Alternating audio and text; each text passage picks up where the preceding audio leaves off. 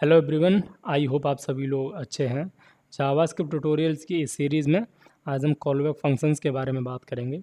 तो इनकी नीड और इम्पोर्टेंस जानने से पहले एक बार हम कॉलबैक फंक्शन का कॉन्सेप्ट अच्छे से समझ लेते हैं, ताकि आने वाली एग्जांपल्स आप अच्छी तरह से समझ पाएँ। सो बेसिकली जब हम कोई नॉर्मल फंक्शन डिफाइन करते हैं, वो इस तरह से करते हैं। जैसे मैंने यहाँ पर प्रिंट नेम का दे दिया, और यहाँ पर मैं एक पैरामीटर पास करूँगा जिसे मैं लॉक करा देता हूँ। अब फंक्शन को डिफाइन किया तो उसे हम कॉल ही करेंगे, क्योंकि फंक्शन को कॉल ही करते हैं। और अभी मैंने इनिशियल वैल्यू इस तरह से 12 पास कर दी। इसे जब रन किया तो मुझे 12 मिल गया। मैं यहाँ पर बूलियन वैल्यू ट्रू पास करता हूँ तो मुझे नॉर्मल जो जो पास करूँगा वो मिल जाएगा।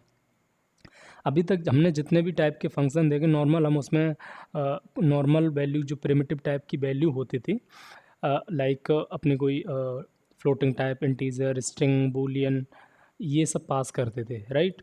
क्या हो अगर हम इस फंक्शन में एक दूसरा function as a argument pass करें, तो वो जो फंक्शन होगा उसे हम कहते हैं कॉलबैक फंक्शन।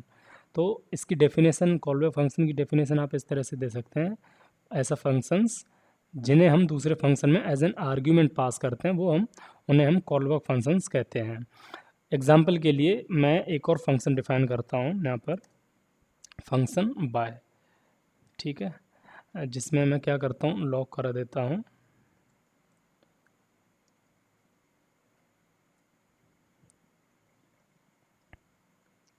बाय बाय, ठीक है, इस तरह से मैंने कर दिया। और यहाँ पर मैं दो पैरामीटर लेता हूँ, एक तो लेता हूँ नेम, और दूसरा क्या लेता हूँ, दूसरा लेता हूँ एक फंक्शन, कॉलबैक फंक्शन। उसका मैं क्या नाम रख दिया, कॉलबैक ही नाम रख दिया। और यहाँ पे मैं कराता हूँ हाय और नेम, ठीक है। अभी देखना ये जो फंक्शन है इसमें भी मैं एक पैरामीटर डिफाइन कर देता हूँ नेम नाम का ही, और यहाँ पर मैं उससे भी प्रिंट करा देता हूँ, ठीक है, इस तरह से। और मैं क्या करता हूँ, यहाँ पर जैसे मैंने पास कर दिया राहुल, मैंने अपना नाम पास किया और एक फंक्शन पास किया, क्या, बाय। तो अभी ध्यान दो, तो अभी ये आया, ठीक है, क्यों आया, बिकॉज मैंने इस पैरामीटर जो नेम पैरामीटर था उसे तो हैंडल कर लिया, बट इस फंक्शन को जो मैंने यहाँ पे पास किया, इसे आप ऐसे समझो एक नॉर्मल वैल्यू पास हो रही है यहाँ पर इस तरह से, लेकिन एज अ फंक्शन पास हो रही है। तो फंक्शन को हम क्या करते हैं, कॉल ही करते हैं। तो ये जो वेरिएबल है इसे मैं ऐसे यहाँ पर कॉल कर सकता हूँ, मतलब समझ रहे हो, इसे मैं इस तरह से कॉल कर सकता हूँ।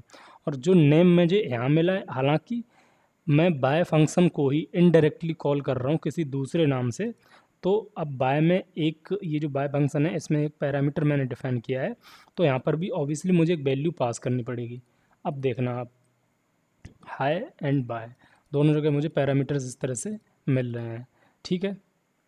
तो अगर आप ध्यान दोगे तो आपको ये थोड़ी सी चीज़ समझ में आ गई होगी कि यहाँ पे हमने एक फंक्शन एक तरह से पास किया है, और वो फंक्शन पास किया है और दूसरे नाम से यहाँ पे एक्सेस किया। जैसे देखो यहाँ पर हमने क्या पास किया, एक डायरेक्ट वैल्यू पास की, इसे हमने नेम दे दिया है ना, नेम नाम इसे दे दिया है, उसे हमने हैंडल कर लिया। इसी तरह जो बाय फंक्शन पास किया है इसे हमने कॉलबैक नाम दे दिया।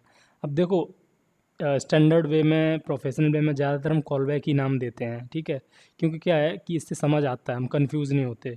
अभी मैं इसे ऐसे नाम दे दूँ, बाय फन, क्योंकि ये एक वेरिएबल है, ध्यान रहे, वेरिएबल है, कैसा वेरिएबल है, फंक्शन वेरिएबल है, ठीक है। तो इसे मैं नाम तो कुछ भी दे सकता हूँ, जैसे मैंने ये दे दिया बाय फन। तो ऐसा नहीं है ये मना करेगा कॉल करने के लिए, राइट, मना तो अब भी नहीं करेगा, क्यों, वेरिएबल का नाम कुछ भी हो सकता है, राइट, वेरिएबल का नाम कुछ भी हो सकता है, प्री डिफाइंड कॉन्स्टेंट जो अपने जावास्क्रिप्ट में है वो छोड़ के, राइट, उसके अलावा तो कुछ भी हो सकता है। तो ज़रूरी नहीं कॉलबैक ही नाम दें, लेकिन स्टैंडर्ड वे में वही देते हैं, क्योंकि हमें पता चल जाता है कि हाँ ये एक फंक्शन पास हो रहा है यहाँ पे, ठीक है। तो नॉर्मल जो सिंटैक्स होता है कॉलबैक फंक्शन का वो कुछ इस तरह से होता है, ठीक है। अब दूसरी चीज़ मैंने यहाँ पर पहले फंक्शन डिफाइन किया देन पास किया, तो ज़रूरी नहीं आप इस तरह से पास करो, आप चाहो तो इस तरह से डायरेक्टली यहाँ पर इस तरह से भी पास कर सकते हो, फंक्शन नेम। अब देखना ये दोनों चीज़ें सेम ही हैं, ये दोनों चीज़ें सेम ही हैं, क्योंकि अब डायरेक्टली हम एक वेरिएबल की जगह, फंक्शन वेरिएबल जो था वहाँ पर हम डायरेक्टली एक फंक्शन ही पास कर रहे हैं, ठीक है। और हमने अगेन नाम हम कुछ भी दे सकते हैं, चाहो तो कॉल बैक अगेन रख दो आप, कोई प्रॉब्लम नहीं है, ठीक। जिसमें हम क्या पास कर रहे हैं, एक वेरिएबल पास कर रहे हैं, और ये वेरिएबल हमें कहाँ मिल रहा है, वापस यहाँ पे, क्योंकि कॉल कर रहे हैं तो हैंडल यहीं पे होगा। जैसे नॉर्मली आप इसे देखोगे प्रिंट नाम के फंक्शन को, तो यहाँ पर हम जो वैल्यू पास कर रहे हैं वो हैंडल तो यहाँ पे हो रही है, राइट, यहाँ पर डिफाइंड है। तो यहाँ पर हम एक तरह से डिफाइन कर रहे हैं, यहाँ पे कॉल कर रहे हैं, तो जो भी यहाँ पास करेंगे वो यहाँ पे हैंडल होगा, ठीक। तो ये नॉर्मल कॉल बैक फंक्शन का कॉन्सेप्ट है। मैं ये भी रन करके दिखा देता हूँ, देखो कोई प्रॉब्लम नहीं होगी, ठीक है। तो ये एक नॉर्मल कॉल बैक फंक्शन का कॉन्सेप्ट या जो बेसिक होता है वो है कि ये कैसे काम करते हैं, कैसे इन्हें कॉल करते हैं। अब ज़रूरी नहीं कि इन्हें आप बाद में कॉल करो, आपकी जहाँ पे नीड हो वहाँ पे आप कर सकते हो, बट नॉर्मली बाद में ही करते हैं, क्योंकि इसका एक रीज़न है जो मैं बताऊँगा। उससे पहले मैं ऐसी आशा करता हूँ कि हाँ, आपको कॉल बैक फंक्शन का जो कॉन्सेप्ट है, बेसिक है, बेसिक वर्किंग जो होती है वो समझ आ गई होगी, ठीक है। अब बात कर लेते हैं इसके सबसे इम्पोर्टेंट पार्ट की कि इसकी ज़रूरत क्यों पड़ी। नॉर्मल फंक्शंस तो थे हमारे पास, फिर इसकी इतनी ज़्यादा इंपॉर्टेंस ही क्यों है। देखो, जावा स्क्रिप्ट सिंक्रोनस प्रोग्रामिंग लैंग्वेज है, ठीक है। सिंक्रोनस का मतलब ये है लाइक टॉप टू बॉटम, अपना जो टॉप डाउन आर्किटेक्चर में कोड एग्जीक्यूट होता है। एग्जांपल के लिए मैंने यहाँ पर लिखा log1, ठीक है, और इस तरह से मैंने 2 लिखा, इस तरह से मैंने 3 लिखा, तो आउटपुट भी हमें इसी तरह से मिलेगा, राइट। तो आप बोलोगे हाँ ऐसे तो मिलेगा, इसमें नई बात कौन सी है, ठीक है। नई बात इसमें ये है, बेसिक जो जावा स्क्रिप्ट है वो सिंक्रोनस प्रोग्रामिंग लैंग्वेज है, बट इसमें कई सारी ये मतलब हमें ऐसी फंक्शनैलिटी प्रोवाइड करती है कि कोड को असिंक्रोनस भी रन कर सकें, ठीक है। असिंक्रोनस का मतलब क्या होता है कि अगर कोई कोड रन या एग्जीक्यूट होने में टाइम ले रहा है तो वो कोड क्या स्किप हो जाएगा जब तक वो कोड पूरी तरह से ख़त्म नहीं हो जाता, बट उससे पहले वो जो एग्जीक्यूट जेएस इंजन है वो उससे आगे का कोड जो है वो एग्जीक्यूट कर देगा, ठीक। एग्जांपल मैं आपको दिखाता हूँ लाइव, तो आपके अच्छे से समझ आ जाएगा। जैसे मैंने यहाँ पर लिखा स्टार्ट, ठीक है, और यहाँ पर मैंने लिखा एंड, ठीक। और यहाँ पर एक फंक्शन होता है सेट टाइम आउट का जावास्क्रिप्ट में, ठीक है। ये क्या करता है, एक कॉलबैक फंक्शन जो मैंने जस्ट आपको अभी बताया वो लेता है, और दूसरा पैरामीटर लेता है टाइम, जो कि अपना होता है मिली सेकेंड्स में, ठीक। तो मैंने दे दिया 1000, यानी कि 1 सेकेंड बाद ये एग्जीक्यूट होगा, ठीक। और यहाँ पर मैंने लिख दिया रनिंग, ठीक। ये सेट टाइम आउट फंक्शन होता है जहाँ पर हम टाइम सेट कर देते हैं वो पर्टिकुलर कोड रन करने के लिए। अब यहाँ पर जो भी कोड होगा वो 1 सेकेंड बाद रन होगा। अब ध्यान से अगर आप देखोगे तो देखो ये कोड एग्जीक्यूट होगा, बट यहाँ पर उसे जेएस इंजन को 1 सेकेंड का वेट करना पड़ रहा है। तो जेएस इंजन ऐसा नहीं है वो बैठेगा नहीं, वो क्या करेगा कि ठीक है इसे वेट करने दो, इसका जो भी है जब तक कोड एग्जीक्यूट लायक होगा उससे पहले क्या करते हैं आगे का कोड एग्जीक्यूट कर देते हैं, ठीक। तो अगर मैं इसे रन करूँ तो आप ध्यान से देखोगे स्टार्ट एंड देन रनिंग, आप देख सकते हो। तो ये क्या, ये असिंक्रोनस बिहेवियर हो गया प्रोग्राम जावास्क्रिप्ट प्रोग्रामिंग का। तो जावास्क्रिप्ट हमें ये फंक्शनैलिटी भी प्रोवाइड करती है कि हम किसी पर्टिकुलर कोड को नीड के अकॉर्डिंग असिंक्रोनसली भी रन कर सकें। बट उस केस में क्या होता है कि जो कोड है वो हमारा स्किप हो जाता है, ठीक। तो हमें डिज़ायर्ड आउटपुट नहीं मिलता, जैसे यहीं पर जैसे स्टार्ट एंड रनिंग बाद में आया, जबकि होना क्या चाहिए स्टार्ट रनिंग एंड इस तरह से। तो अभी देखो आपको मैंने छोटा सा एग्जांपल दिया। अब ज़रूरी नहीं कि सेट टाइम आउट फंक्शन नहीं, नॉर्मली क्या होता है जब हम प्रोजेक्ट पे काम कर रहे होते हैं तो बेसिकली हमें एपीआईज फैच करने होते हैं, या जावास्क्रिप्ट के थ्रू जब हम डेटाबेस से डेटा फैच करते हैं नोड.जेएस में, तो वहाँ पर भी डेटाबेस से फैच करने में टाइम लगता है। तो सेम बिहेवियर वहाँ पर भी अप्लाई होता है, तो वो क्या करता है कोड वो स्किप हो जाता है। तो उस केस में हमें एक ऐसी फंक्शनैलिटी चाहिए थी ताकि हम उस चीज़ को हैंडल कर सकें, ठीक है। इसलिए हमारे पास एक कॉन्सेप्ट आया कॉलबैक फंक्शंस का, सबसे बड़ा एसिंक्रोनस बिहेवियर को अच्छी तरह से कंट्रोल करने के लिए, अपने अकॉर्डिंग लॉजिक इम्प्लीमेंट करने के लिए, ठीक है। अभी इसका मैं एक अच्छा सा एग्जांपल आपको दिखाऊंगा, तो आई होप आपको वो चीज़ समझ आ जाएगी। एग्जाम्पल के लिए हम क्या करते हैं, एक फंक्शन बनाते हैं डू सम नाम का, ठीक है। फंक्शन सम नाम का बना लेते हैं जिसमें हम 2 पैरामीटर्स पास करेंगे, सॉरी 3, num1 num2 और एक कॉलबैक फंक्शन, ठीक है। सपोज़ करते हैं हमारे पास एक रिज़ल्ट आया RES0 नाम का, ठीक है।